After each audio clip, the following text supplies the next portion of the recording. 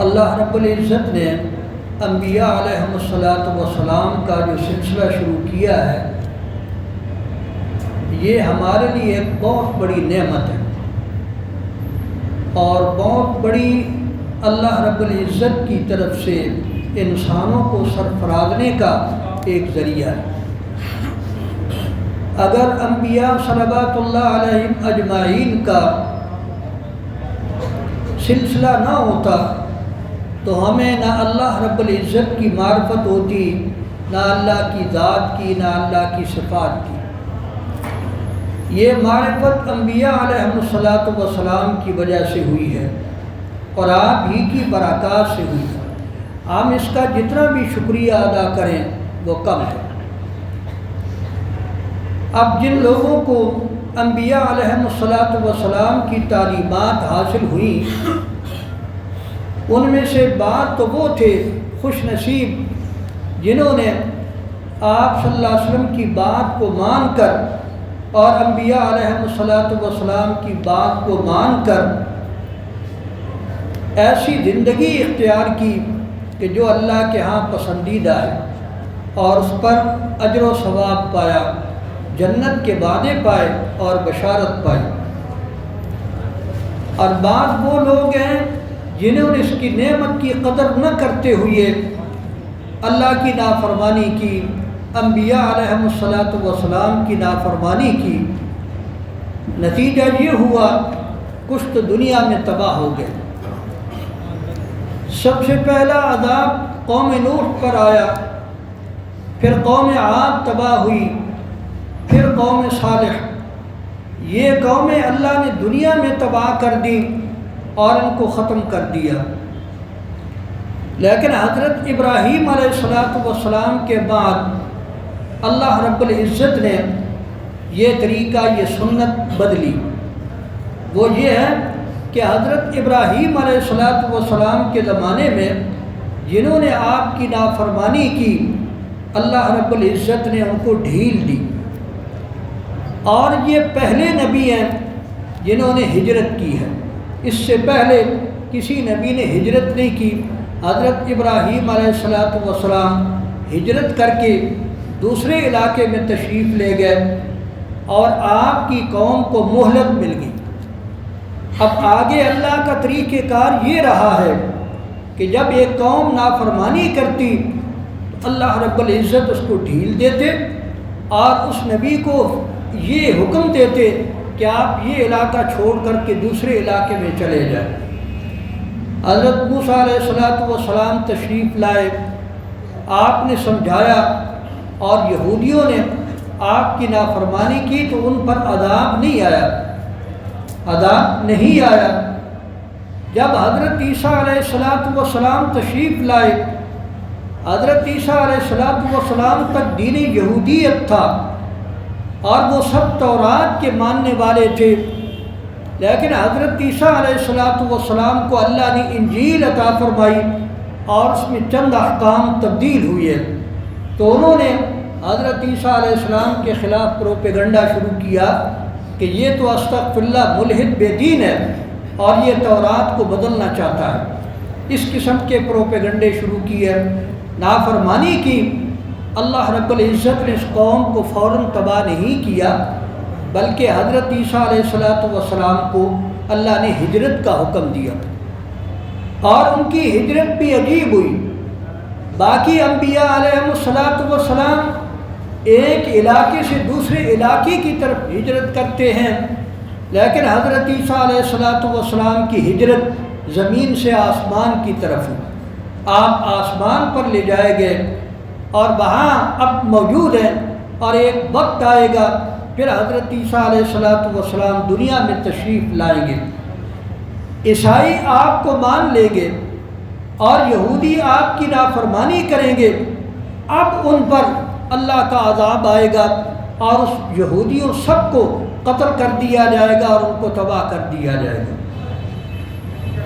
آپ صلی اللہ علیہ وسلم تشریف لائے، لوگوں نے جس وقت آپ کی قریش مکہ نے مخالفت کی تو اللہ رب العزت نے وہ دوسرا طریقہ پورا کیا، آپ کو حکم دیا کہ آپ یہاں سے ہجرت کر کے دوسرے علاقے میں چلے جائیں۔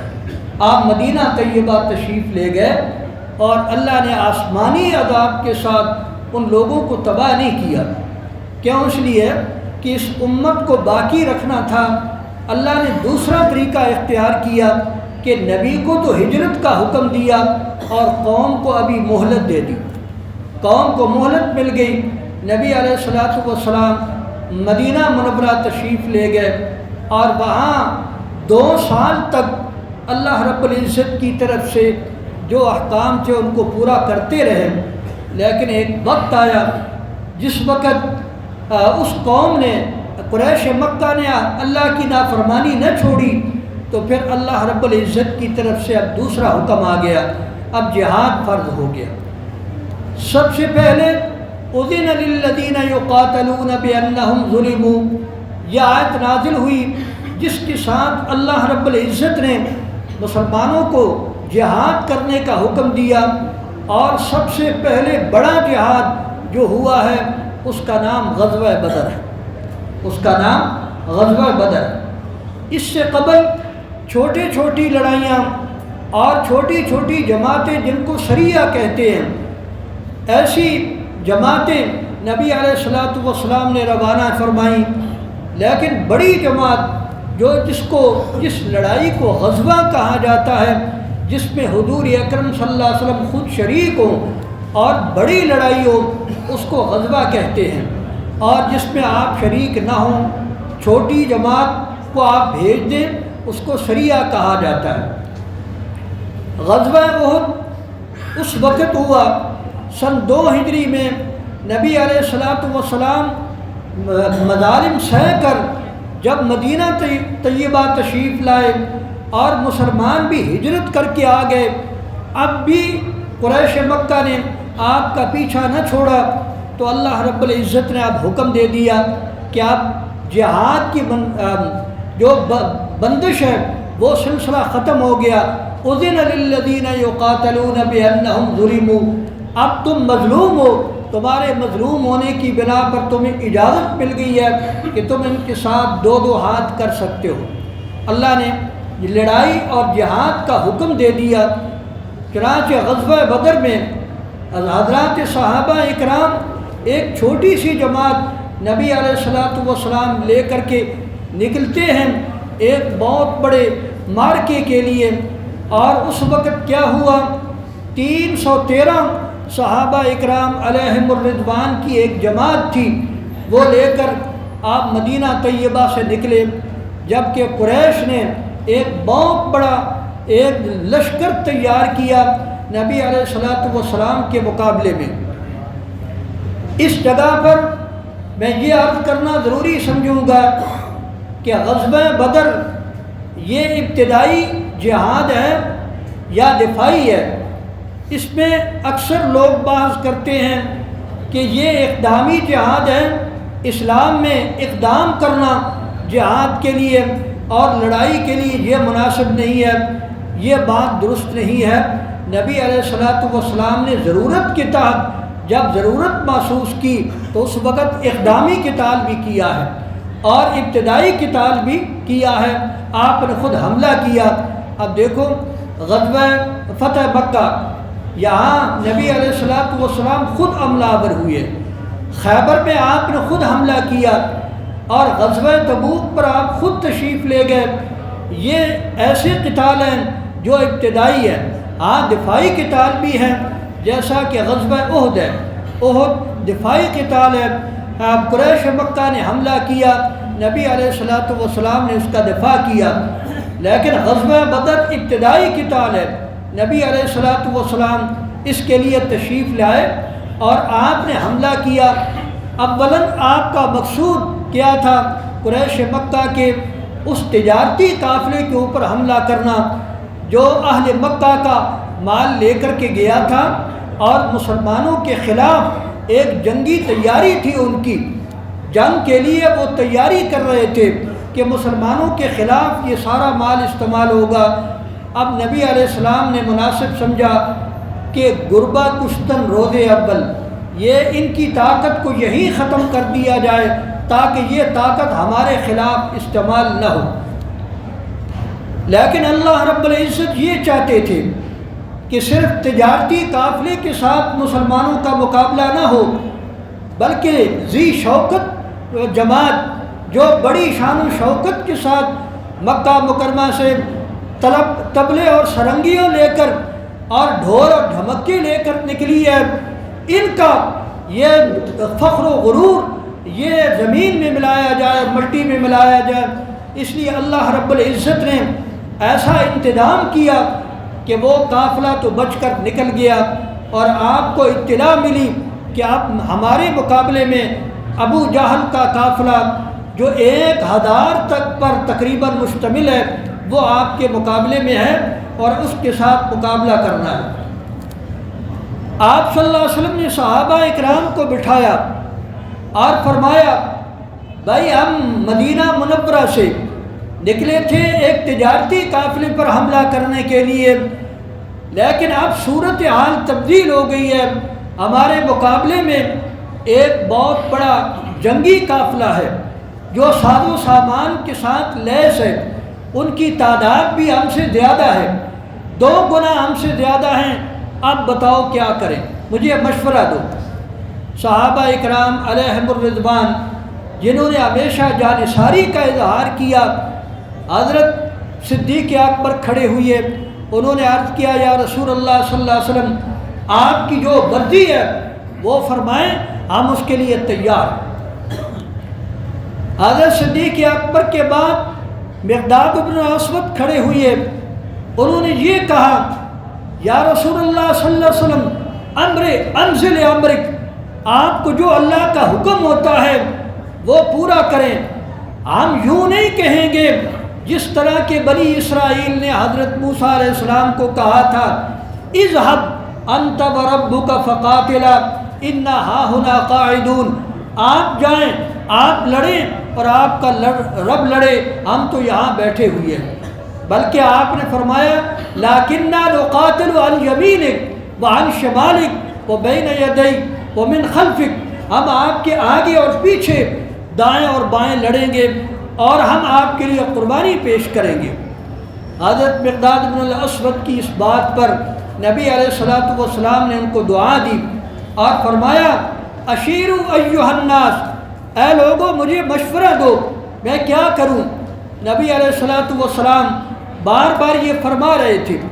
حضرت سعد بن معاذ رضی اللہ تعالیٰ عنہ کھڑے ہوئے اور انہوں نے عرض کیا آقا انعامدار لگتا یوں ہے آپ کا روئے سخن انصار کی طرف ہے، آپ انصار سے پوچھنا چاہتے ہیں کہ کیا کرنا چاہیے، تو سنیں ہم یوں کہتے ہیں آپ کو اللہ نے جو حکم دیا آپ وہ کریں اور آپ چلیں، ہم آپ کے ساتھ چلیں گے، اگر آپ ہمیں سمندر میں چھلانگ لگانے کا کہیں گے تو ہم میں سے ایک آدمی بھی پیچھے نہیں رہے گا، اور اگر آپ ہم کو برق الغمات تک لے جانا چاہیں جو دور و دراز کا ایک علاقہ تھا وہاں تک لے جانا چاہیں تو ہم وہاں تک بھی جانے کے لیے تیار ہیں، ہم سے کوئی پیچھے نہیں رہے گا۔ حضرت سعد بن معاذ رضی اللہ تعالیٰ عنہ کے ان جذبات کے اظہار پر نبی علیہ الصلوۃ والسلام نے فرمایا اب پھر اللہ پر توکل کر کے چلو۔ اللہ نے 2 جماعتوں میں سے ایک جماعت کا وعدہ کر لیا ہے اور اللہ کی طرف سے یہ وعدہ ہو گیا ہے اذ یعدکم اللہ احدی الطائفتین انہا لکم وتودون ان غیر ذات الشوکہ، اللہ نے تم سے وعدہ کر لیا ہے 2 جماعتوں میں سے ایک جماعت تمہیں ملے گی، تم تو یہ چاہتے ہو کہ کوئی شان و شوکت والی جماعت کے ساتھ ہمارا مقابلہ نہ ہو، لیکن اللہ یہ چاہتے ہیں وَيُرِيدُ اللَّهُ أَن يُحِقَّ الْحَقَّ وَيُبْطِلَ الْبَاطِلَ وَلَوْ كَرِهَ الْمُجْرِمُونَ، فرمایا اللہ یہ چاہتے ہیں آج حق کو حق کر دکھائیں اور باطل کو باطل کر دکھائیں، اس لیے آپ چلیں، اللہ رب العزت کا وعدہ ہو چکا ہے۔ صحابہ اکرام چل پڑے۔ ایک مقام پر پہنچنے کے بعد آپ نے فرمایا افراد کو شمار کرو، تمام افراد کو شمار کیا گیا تو ان کی تعداد 313 نکلی۔ آپ نے فرمایا گھبرانے کی ضرورت نہیں ہے، یہ اصحاب طالوت کی تعداد ہے۔ طالوت جس وقت جالوت کی ایک بہت بڑے لشکر جو لاکھوں پر مشتمل تھا اس کے مقابلے میں نکلا تھا، اور طالوت نکلا تو اس کے ساتھ جو کامیابی حاصل کرنے والے لوگ تھے ان کی تعداد 313 تھی۔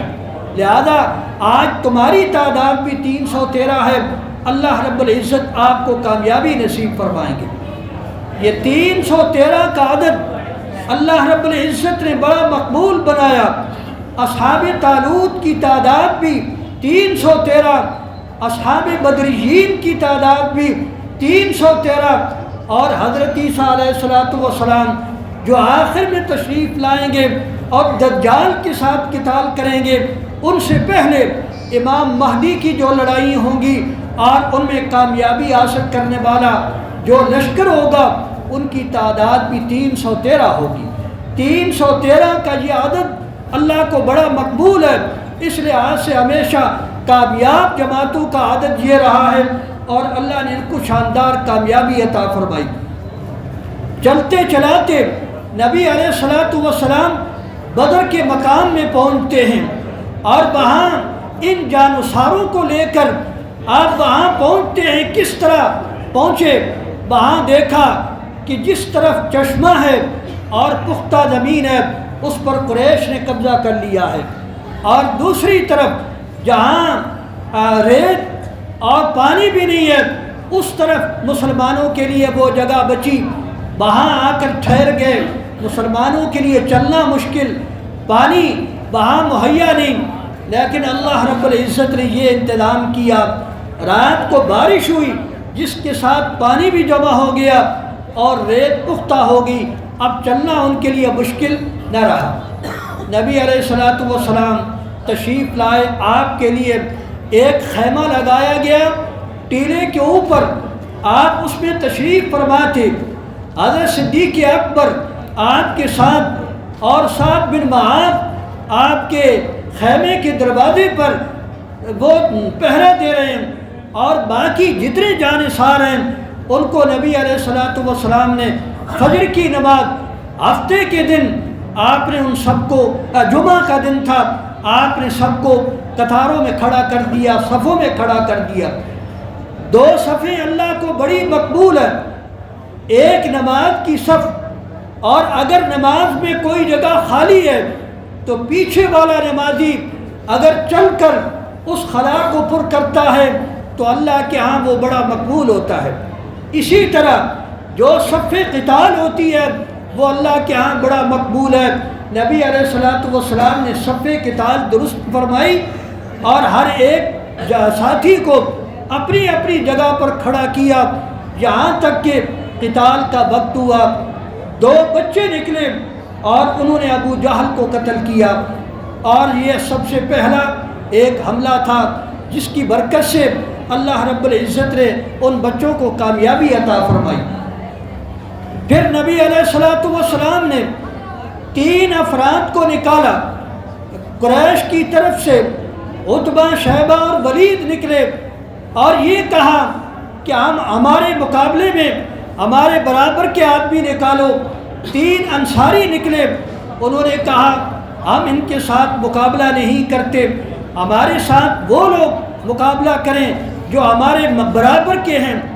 چنانچہ 3 افراد، حضرت علی اور حضرت حمزہ اور حضرت ابو عبیدہ بن الحارث رضی اللہ تعالیٰ عنہ، وہ نکلتے ہیں اور وہ آ کر ان تینوں کا مقابلہ کرتے ہیں اور ان کو قتل کر دیتے ہیں۔ یہاں اس طرح یہ لڑائی کا سلسلہ شروع ہوا، اور پھر اچانک سب طرف سے حملہ آور ہوئے، اور مسلمانوں کا اور مقابلوں کا آپس میں ایک سلسلہ قتال کا شروع ہوتا ہے۔ اللہ رب العزت نے اس لڑائی میں خاص طور پر یہ بات بھی کی کہ اللہ کی طرف سے فرشتے آئے اور وہ آ کر قتال میں شریک ہوئے۔